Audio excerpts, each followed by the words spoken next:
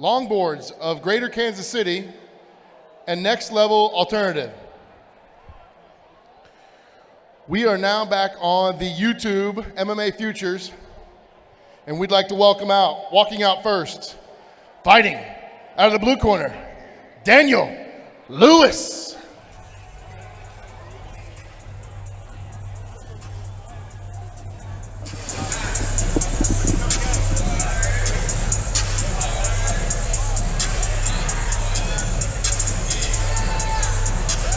Emmy featherweights, Daniel Lewis versus Paul Colenda. Daniel Lewis from Guyman, Oklahoma, set to make his amateur mixed martial arts debut.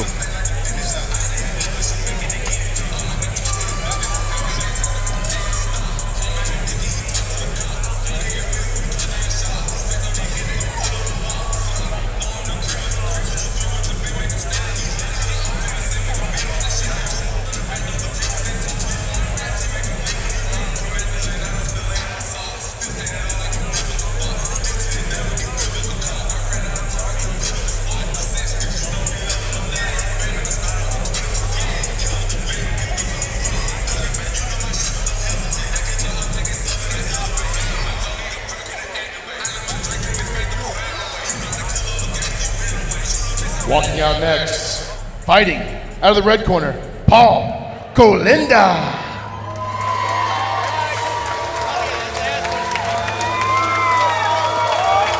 A walkout with purpose for Paul Colenda, 4-2 in his MMA career.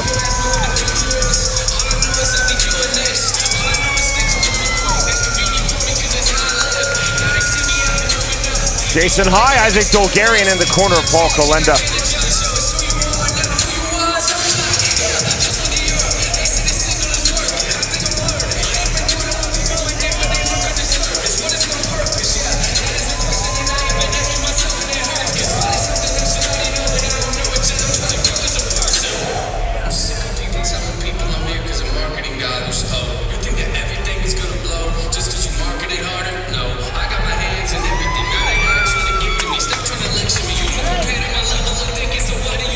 In the featherweight division, Daniel Lewis versus Paul Colenda. Our tale of the tape is presented by Hoy Excavating. Paul Colenda, 13 years his elder. Daniel Lewis did miss weight by 3 pounds and will have a 2-inch height advantage. To the cage, and Brian Wood. This bout brought to you by Hoy Excavating, building communities and providing construction services for over 20 years. Introducing first, fighting out of the blue corner, Daniel Lewis.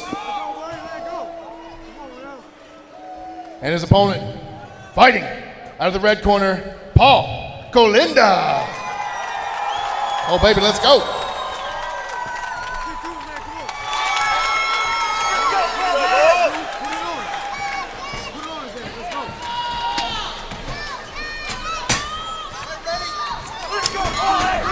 Round number 1. Tonight's fight clock is presented by Hoy Excavating. Black trunks for Daniel Lewis, white trunks for Paul Colenda. Inversion for Paul, going for a leg lock really early into the fight. Looking extended for the knee bar. That looks tight. That is tight. There's the tap. And now Robert Hastings, I think, saying that is an illegal submission attempt, but it was not a twisting leg lock. It was a straight knee bar, and time called by referee Robert Hastings. That's a straight knee bar. Yeah. Is this the same guy? So, Sean, you've officiated, or you've been calling fights for a very, very long time. In the state of Missouri, leg locks are legal, or is there a certain leg lock that is illegal? Robert Hastings now talking. There's dispute. Leg locks are legal. The dispute is under these Missouri AMI rules, and there's no unified AMI rules in MMA. My understanding is that in Missouri, all leg locks are legal. In Kansas, twisting leg locks are illegal, which would be such as a heel hook. That was a straight knee bar. Somehow that did not count, and we resume after the protestations of Paul Colenda. I'm not too sure what happened there.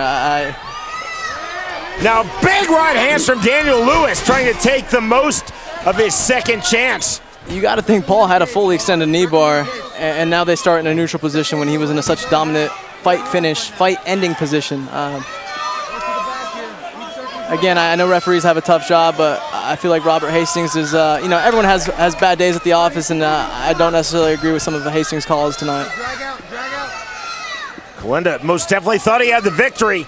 He certainly got the tap. The issue was their tap, was the legality under these AMI MMA rules in the state of Missouri on the knee bar from Paul Kalenda, which he hit beautifully. Now looking triangle, there will be no dispute if he finishes this. That's certainly a legal submission. Kalenda locking on the triangle. That cage isn't helping Paul there, but he looks to be cinching it even tighter, pulling the head down. You got a minute and a half, Paul. You're solid here. Kalenda looking at referee Robert Hastings. If he could push off the fence just to create a little more space to where we can fully lock that in behind the knee. See no resistance from Lewis, accepting the triangle, trying to work his way out, trying to conserve energy, and he does. Now the right hand. Big shots from Daniel Lewis. 65 seconds remaining in a bizarre round number 1. Paul going for the inversion again. That's how he found the knee bar the first time. Right to the body from Daniel Lewis. There you go. You got less than a minute. Another right to the body from Lewis. Here in round number 1, fishing for the armbar. Let's see if he's going to try to grab the leg to try to roll through this. Locked on a triangle. Now looking for the armbar finish with 35 seconds remaining in the first round. Kalenda continuing to throw up subs. Paul in on a single. He can't just stall his position. He needs to keep moving. Big shots to the body again from Daniel Lewis. Lewis on the chest hold, another right hand to the body. This has been the subs of Kalenda versus the body punches of Lewis. Final seconds now, round number 1. Lewis sitting up, trying to sit up and through. Driving pressure from Kalenda. We move to round 2.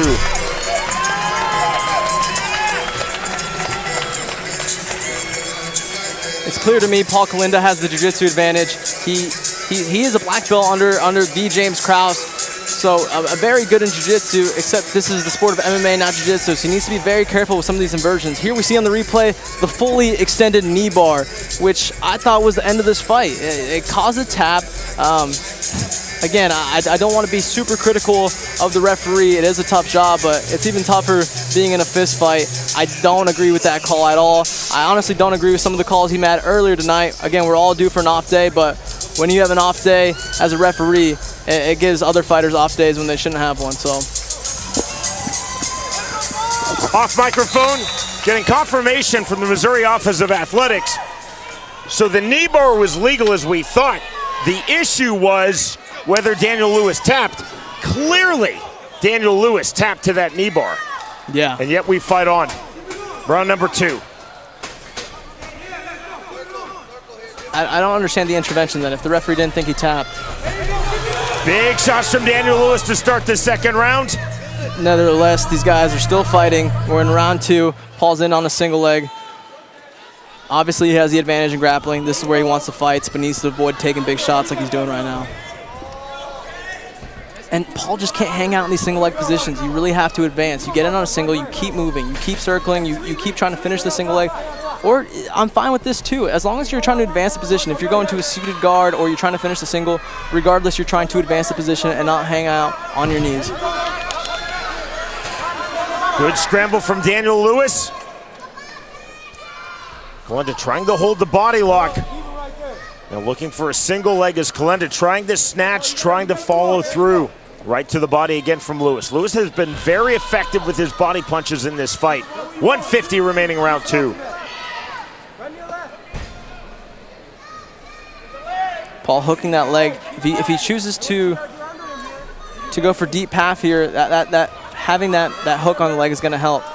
So he has 2 options here. He can get underneath Lewis's field of gravity or go for the single leg, which is the second option here, which he chooses to do.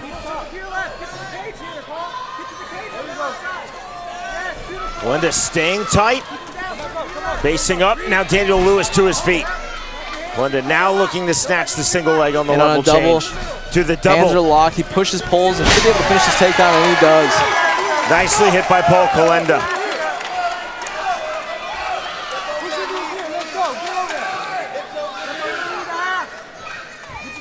Get your legs Dig deep, Paulie, dig deep. Kalinda working out of the half guard of Daniel Lewis. If I'm not mistaken, this is the first time Paul's on top with his grappling. Before, he was on his back going for inversions. And now we see how slick his grappling is from the top. He's sliding into mount. He's effortlessly passing to half guard to then mount. Lewis looking for the bump, can't find it. Now Paul in on an arm triangle. That looks tight. He's going to pass over to the side. An arm choke. Use that leg as a wedge, and that's tight. That's all she wrote. No doubt there.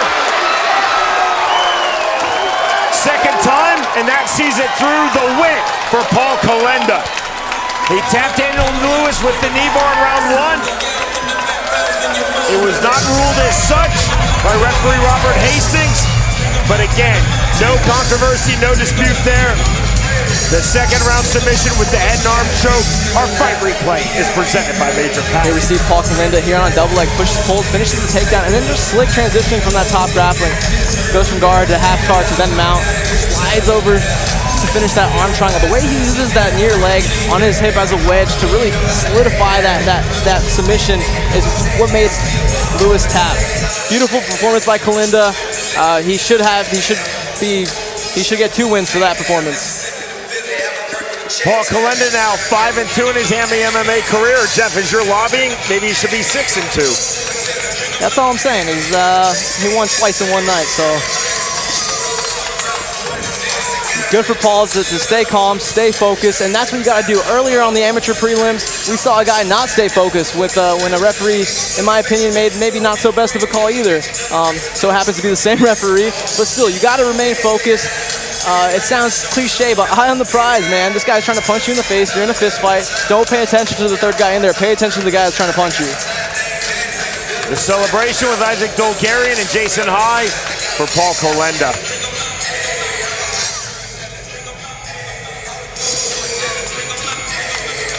Our winner announcement is presented by Fistful of Bourbon.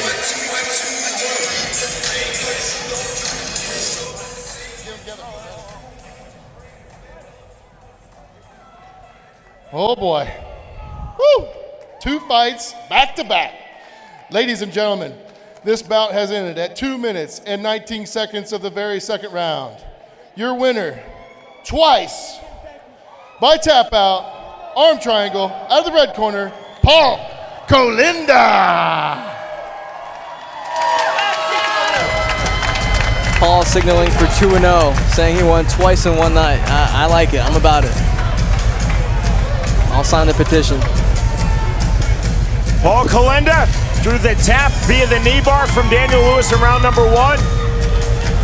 It was not counted. Referee Robert Hastings said he did not see the tap.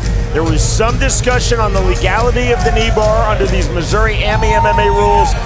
Knee bar was most definitely legal. The issue then became the tap, which, Chef, you and I saw. Robert Hastings did not. The tap very clear in round number 2, the finish. The winner by way of second round submission, Paul Kalinda defeats Daniel Lewis.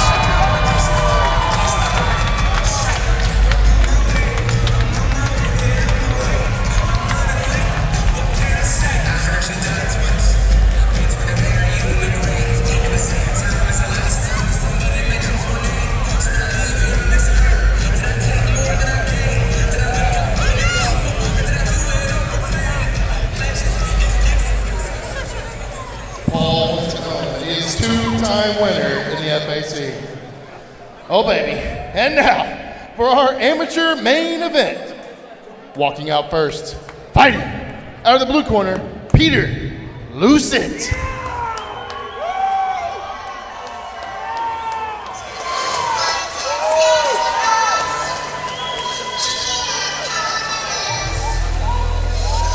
Bantamweights.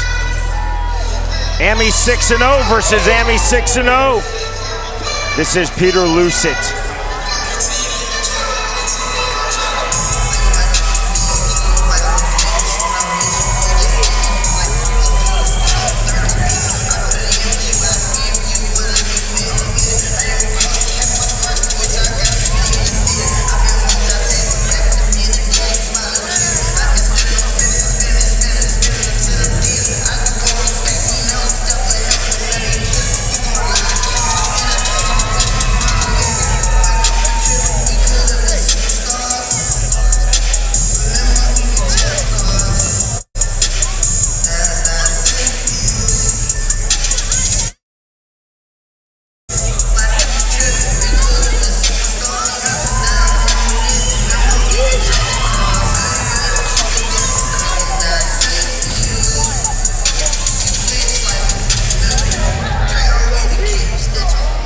Walking out next, fighting. Out of the red corner, Alejandro Gomez.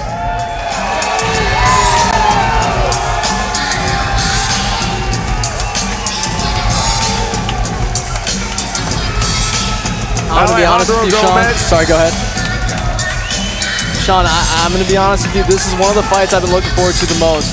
Both 6-0, both undefeated, both some of the best regional talent, if not national amateur talent. These guys are nasty. I've seen them both fight live. I've gotten the opportunity to train with both of them, and they're both really, really good and can easily be making waves in the pro scene. I don't know who's going to win this fight, to be honest. I have no skin in the game, but I am just so excited for this fight. Trey Ogden, Stephen Graham in the corner of Alejandro Gomez.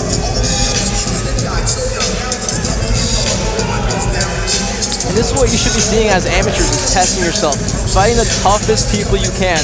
That way, when you make the jump to the professional leagues, you're ready. There's nothing you haven't seen before.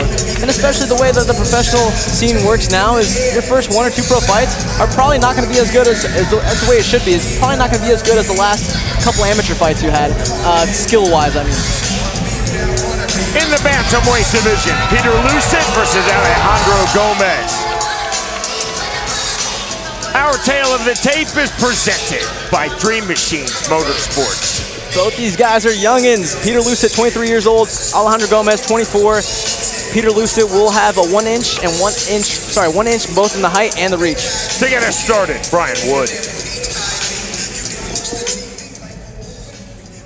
Our amateur main event is brought to you by the Dream Machines, the leader of on or off-road fun, Missouri's #1 Polaris dealership. Introducing first, fighting out of the blue corner, Peter Lucet.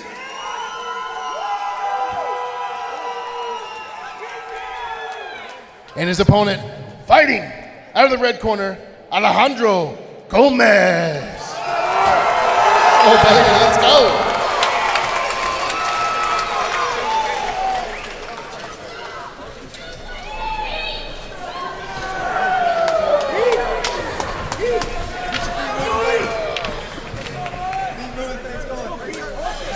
The bell, round number 1. Tonight's fight clock is presented by Hoy Excavating. Black and white trunks for Peter Lucet, black and gold trunks for Alejandro Gomez.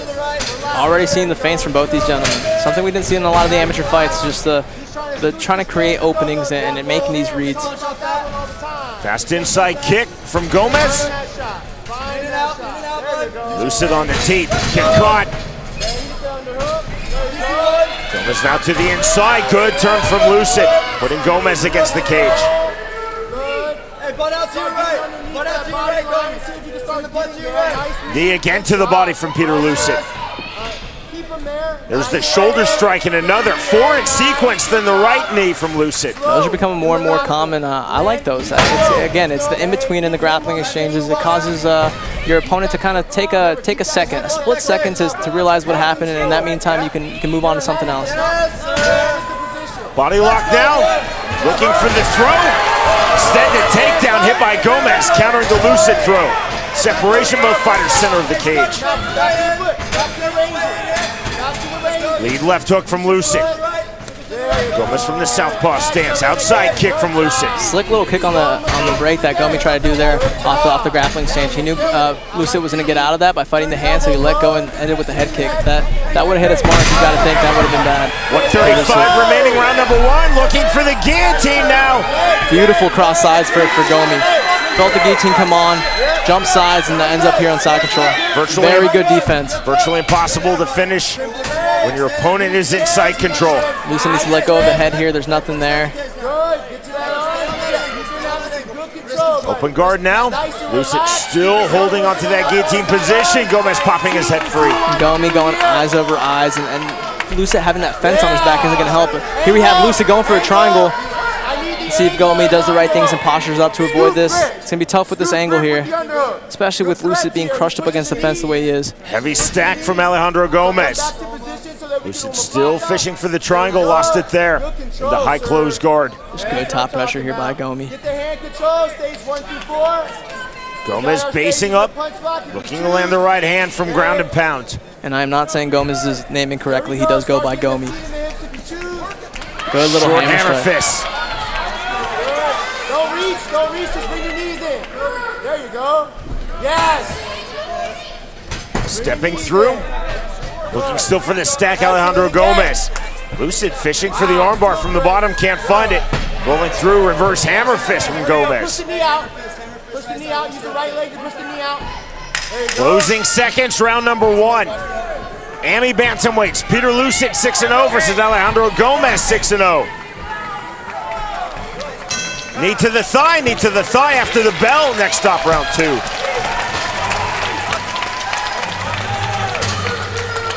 Wow. Great display of skills for both gentlemen. Good top control by Gomi. Our fight replays presented by Major Pack. Here in the replay, we see Lucid lock up a guillotine, and immediately Gomi cross sides. Has that sense of urgency to say, "Yep, this guy has my neck. He's pulling for it. Let me just jump to the other side here." Completely avoid the guillotine. Ended the fight on top. Was able to land some decent hammer strikes from up top. Lucid trying to go for some up kicks here, fish for the ankle to maybe cause an off balance to try to get up. But just good top control by Alejandro Gomez.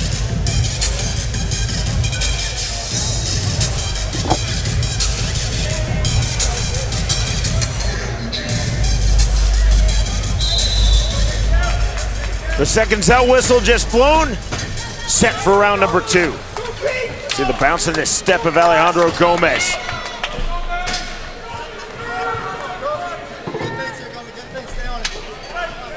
Round 2. Tentative touch of hands. Now the outside kick from Alejandro Gomez. Gomi catches the kick, goes for the trip underneath him. Here we got Lucid going for another guillotine, it seems. Gomi trying to go around. Once again, cross sides on the guillotine. Beautiful defense. Gomez out of guillotine danger, popping his head free in the side control. And in his corner, he has Trey Ogden and Stephen Graham, 2 guys that have really nasty guillotines. You got to think training with people like that, that's how his guillotine defense got the way it is.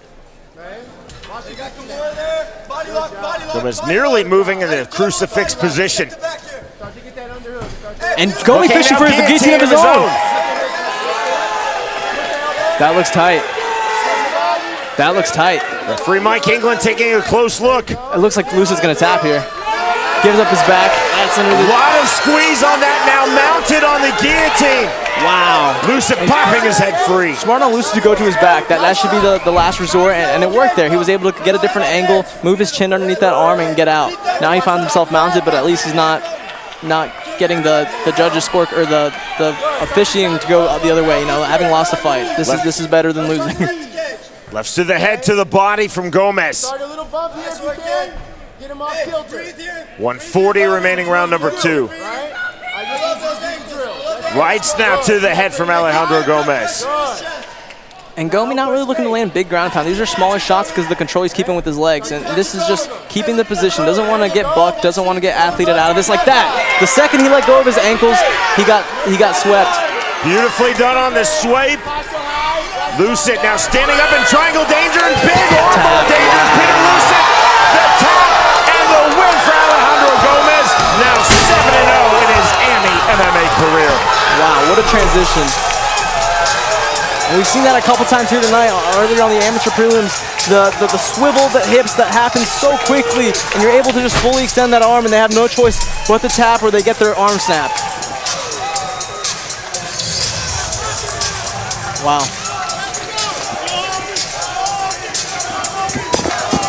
Our fight replay is presented by Major Pack. Beautiful sweep hit by Peter Lucid. Gomez looking triangle, couldn't find it, and he found that armbar. Tap or snap, the tap for Peter Lucid, and the win for Alejandro Gomez. Quality fight.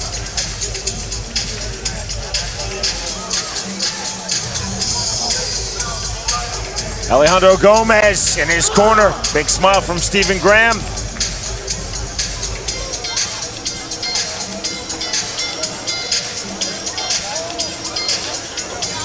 Two very talented AMIs, 23-year-old Peter Lucid and the victor, 24-year-old Alejandro Gomez. Our winner announcement is presented by Fistful of Bourbon. Here is Brian Wood.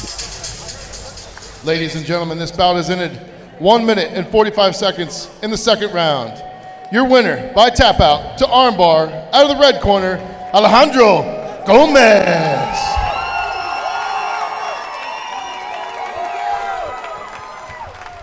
Ladies and gentlemen, I'm here joined by Alejandro Gomez. Gomi, what a performance, man. You decided to test yourself against another undefeated prospect in Peter Lucet, who's a tough guy, has big wins over good people. How are you feeling, champ? I feel amazing. I knew he was good. I trained hard for this fight, and I got revenge for all the glory guys he beat. That's it, bro. I'm the man. I did it. Gomi, you are the man, brother. So you were in mount for some time. You had your ankles crossed. You had great control. The second you let go of your crossed ankles, he was able to athlete his way out of that position, kind of buck. You got swept, but you immediately transitioned to a beautiful armbar. Talk me through it. Well, one thing we preach is you don't stay in guard unless you're offensive with it. I just knew I had to get an arm and go some kind of submission attempt, and if that failed, I would try to get up. Love it, love it. Having a sense of urgency off your back, it was immediately extended. He had no choice what to tap. Gomi, you're now 7-0 as an amateur. All finishes? Man, what's next for you? We are trying to make that jump to 125. One more Amy at 125 to make sure I can make the weight, and then it's pro next year, baby. 125, you better be careful. I'm sure I'll be careful. Gomi's the man! Let's go, let's go!